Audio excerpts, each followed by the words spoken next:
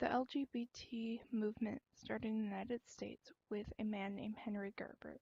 He was an immigrant who moved to the United States after World War I. He started the movement with his group Social Rights for Human Rights, or SHR.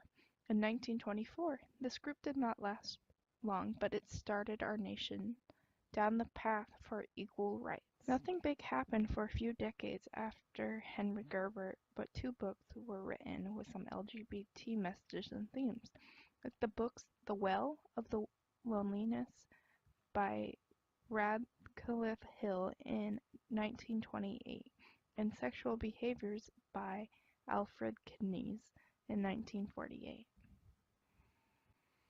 In 1958, the push for equal rights began again with Harry Hale, the founder of the group Matching Foundation, who even coined the word homophobic. There was also events like the first magazine with gay themes called The One in 1958.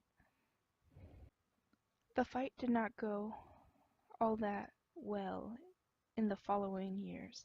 In 1952, President D. Eisenhower banned gays from working in federal jobs, and this lasted for 20 years. The 1960s was the start of some improvements.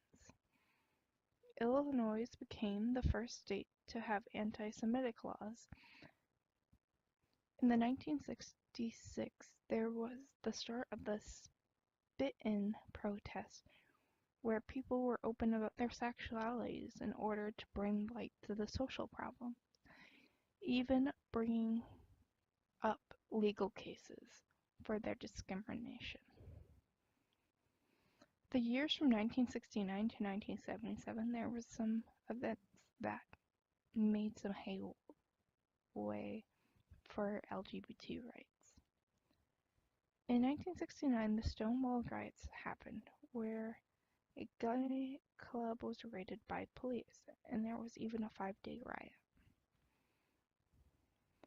In 1978, Katie Kozo won a seat in a Michigan City Council. In 1977, the first trans woman was able to play a tournament as a woman, making a lot of room for trans rights.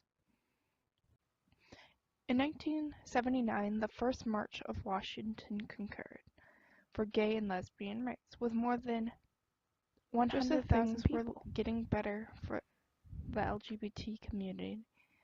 The years 1988 to 1990, there was an outbreak of AIDS, and there was a lot of stigma put on the LGBT community. In 1992, the District of Columbia passed a law that allowed gays and lesbians to register their couples as a domestic partner. This wasn't quite marriage, but it was a step in the right direction.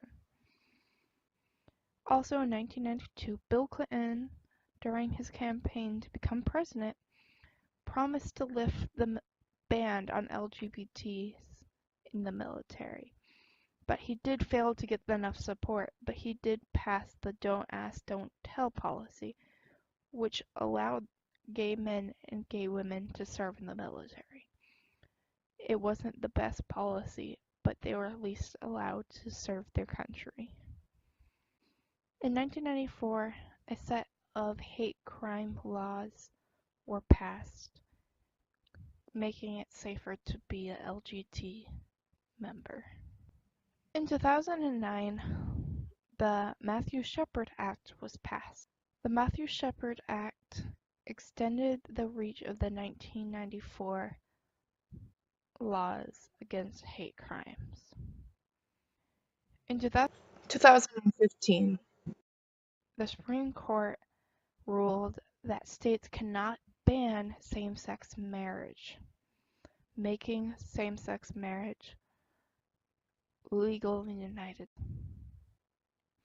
The LGBT community struggled for many years to get the rights they deserved. there was fallbacks and just a general tough time for them. The country was not always on their side, but I think we can say that people deserve to be treated like people and give simple rights like being able to marry the person you love. Some brave men and women fought very hard to pass these laws and used their social skills to get these problems solved.